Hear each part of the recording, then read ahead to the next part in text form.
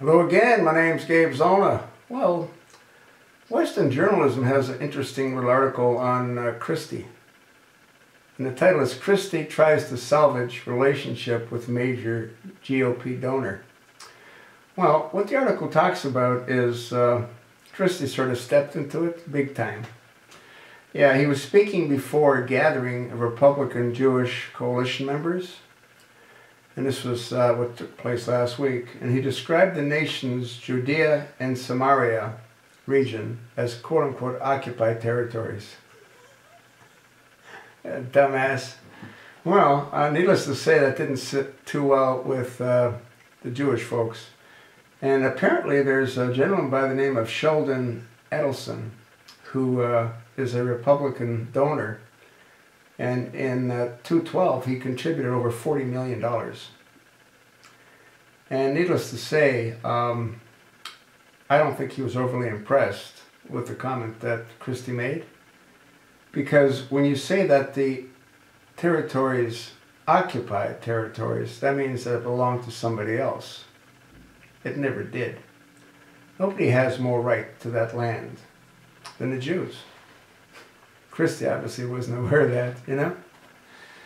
It also goes on to say that in private, Christie apologized to Sheldon Anderson, but there's another gentleman that doesn't believe that his apology is sincere.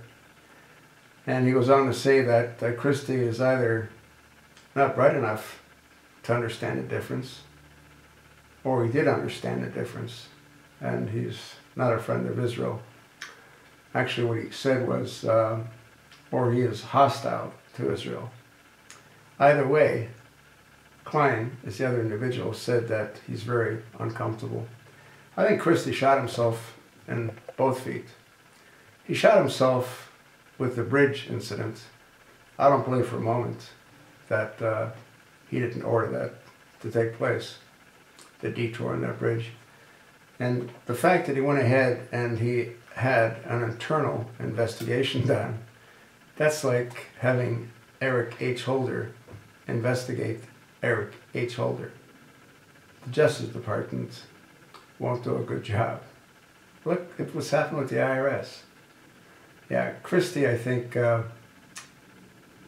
shot himself in both feet. I really can't see him being a viable candidate for the Oval Office.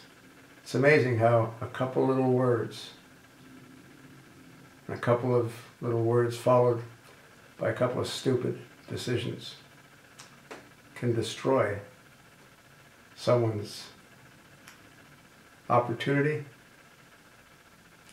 and in his case, possibility to have won the White House. Assuming, of course, that the usurper were to give it up, which I don't think will ever happen. What do you think? I sort of told you what I think.